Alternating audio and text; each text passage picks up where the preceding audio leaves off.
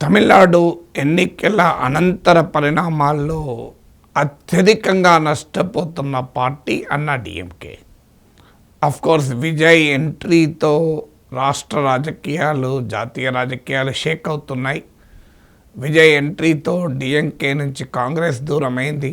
దీని ప్రభావం పార్లమెంట్లో ఇండియా కూటమి ఐక్యత ప్రశ్నార్థకమైంది. డిఎంకేకు మిత్రపక్షాలుగా ఉన్న వామపక్షాలు వీసీకే ఓ ప్రత్యేక పరిస్థితుల్లో విజయ్కి సపోర్ట్ చేయాల్సి వచ్చింది. అన్నాడీఎంకే ఎన్డీఏలో కీలక భాగస్వామి కాదు. తమిళనాడు ఎన్డీఏకు నాయకత్వం వహిస్తున్న అన్నాడీఎంకే ఈరోజు సంక్షోభంలోకి జారుకుంటోంది. Bharatiya Janata party governor నిర్వాహకంతో, governor ఫినామినన్తో పూర్తిగా ఏకాకైపోయింది.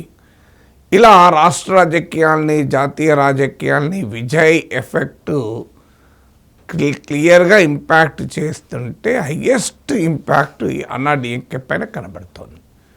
సో అన్నాడీఎంకే పూర్తిగా వీకెండ్ కావడమే కాకుండా ఇప్పుడు అసలు పార్టీ మనగడే ప్రశ్నార్థకమవుతుంది. ముందుగా వీటికి కారణాలు విశ్లేషించే ముందు తాజా సంక్షోభాన్ని చెప్తాను. సో అన్నాడీఎంకే 47 ఎమ్మెల్యేస్ గెలిచారు. అన్నాడీఎంకేలో ఇప్పుడు 2 గ్రూపులుగా విడిపోయారు.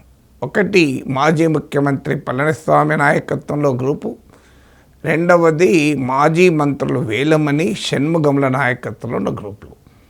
ఇప్పటికైతే తెలియదు ఎవరి వైపు ఎంతమంది ఎమ్మెల్యేలు ఉన్నారన్నది. ఇప్పుడు నేను మాట్లాడుతున్న సమయానికి తమిళనాడు అసెంబ్లీలో కాన్ఫిడెన్స్ ఓటు పైన చర్చ జరుగుతుంది.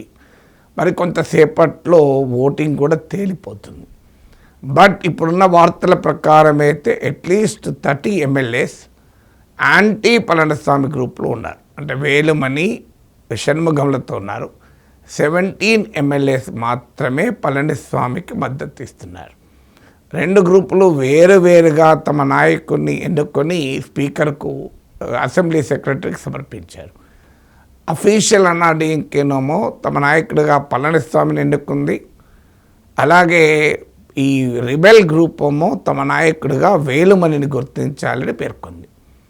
సో పళనిస్వామి గ్రూప్ వాదన ఏంటంటే 2023లో శివసేన కేసులో సుప్రీంకోర్టు ఇచ్చిన తీర్పు ఉంది.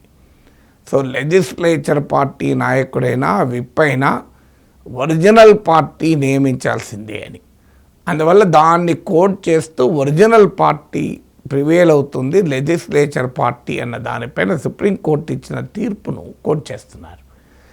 సో ఇప్పుడు అన్నాడీఎంకేకు చెందిన ఎమ్మెల్యేలు టీవీకేకు ఆల్రెడీ మద్దతు ప్రకటించారు. విజయ్ ప్రత్యేకంగా షణ్ముగం కార్యాలయానికి వెళ్ళి మాట్లాడాడు. వాళ్ళ ఎమ్మెల్యేలతో కూడా మాట్లాడాడు. వారిపైన anti defection law section 2(1)B కింద విప్పును ధిక్కరించారన్న పేరిట వారిని డిస్క్వాలిఫై చేయమని కూడా పళనిస్వామి వర్గం అడిగే అవకాశం ఉంది. మరోవైపు 32 ఎమ్మెల్యేస్ కనుక వస్తే, ఇంకో 2 ఎమ్మెల్యేస్ వస్తే 2/3 ఆఫ్ అన్నాడీఎంకే, అంటే అన్నాడీఎంకే లెజిస్లేచర్ పార్టీ టీవీకేతో మెర్జ్ అయిపోయి కలిసిపోయినామని చెప్పచ్చు. ఇప్పుడు ఆల్రెడీ ఇటీవల ఆప్కు చెందిన 7 ఎంపీస్ రాజ్యసభ సభ్యులు బీజేపీలో విలీనమైనట్లు ఇది దేశమంతటా జరుగుతున్న రాజకీయం ఇది. సో ఏదైనా అన్నాడీఎంకే క్లియర్గా గందరగోళంలో పడింది. ఎందుకు గందరగోళంలో పడింది? ఒకటి, వరుస డిఫీట్స్. సో మీకు 2019 లోక్సభ ఎలక్షన్లో ఓడిపోయారు, 2021లో ఓడిపోయారు అసెంబ్లీ ఎలక్షన్లో, 2024 లోక్సభ ఎలక్షన్స్లో ఓడిపోయారు, 2026 అసెంబ్లీ ఎలక్షన్లో ఓడిపోయారు. ఆ ఓడిపోవడం కూడా మామూలు కాదు, స్వీప్ అవే అయిపోయారు. మీకు తాజాగా జరిగిన అసెంబ్లీ ఎన్నికల్లో ఓటమికి మరో డైమెన్షన్ కూడా ఉంది. సో అంతకుముందు ఎప్పుడు ఓడిపోయినా డిఎంకే యొక్క ప్రధాన ప్రత్యర్థి అన్నాడీఎంకే. అందువల్ల అన్నాడీఎంకే నేతల్లో, కార్యకర్తలు ఒక ఆశ, ఏనాడైనా డిఎంకే పట్ల తీవ్ర అసంతృప్తి ఉంటే అది తమకే లాభిస్తుంది. ఇప్పుడు విజయ్ ఫ్యాక్టర్తో డిఎంకే పట్ల తీవ్ర అసంతృప్తి కూడా విజయ్ తన్నుకెళ్ళాడు తప్ప ఏడీఎంకేకు రాలేదు. ఏడీఎంకే 3rd పొజిషన్కు పడిపోయింది. 108 ఎమ్మెల్యేస్ టీవీకి ఎక్కుంటే 57 ఎమ్మెల్యేస్ డిఎంకే గెలుచుకుంటే 59 ఎమ్మెల్యేస్ డిఎంకే గెలుచుకుంటే 47 ఎమ్మెల్యేస్ మాత్రమే డిఎంకేకి వచ్చాయి. సో డిఎంకే థర్డ్ ఫోర్స్గా మిగిలిపోయింది. సో తమిళనాడు రాజకీయాలు కనుక టీవీకే డిఎంకేల మధ్య పోలరైజ్ అయితే డిఎంకే మనగడ ప్రశ్నార్థకమవుతుంది. ఎందుకంటే విజయ్ కోమో భారీగా కరిష్మా ఉంది. యంగర్ జనరేషన్ ఉమెన్ ఓటర్సు పెద్ద ఎత్తున అనుకూలంగా ఉన్నారు. మీకు డిఎంకే కోమో ఇప్పటికీ కూడా స్ట్రాంగ్ ఆర్గనైజేషన్ ఉంది.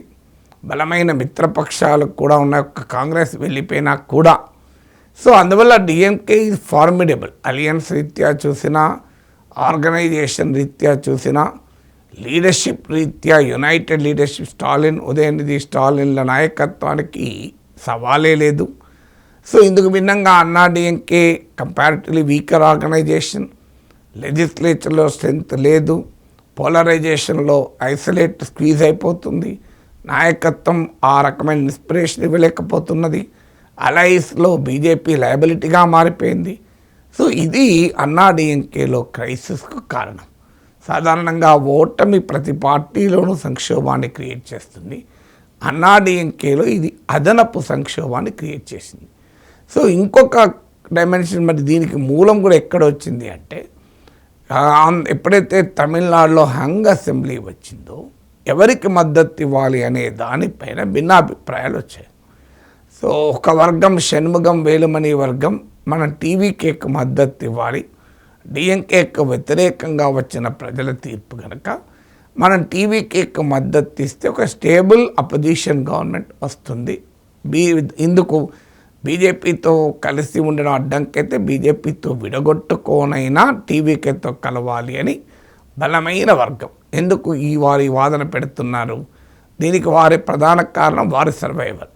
ఇమీడియట్గా ఎలక్షన్లకు పోతే ఉన్న ఎమ్మెల్యే పోస్టులు కూడా పోతాయి. అధికారం లేక చాలా రోజులైంది.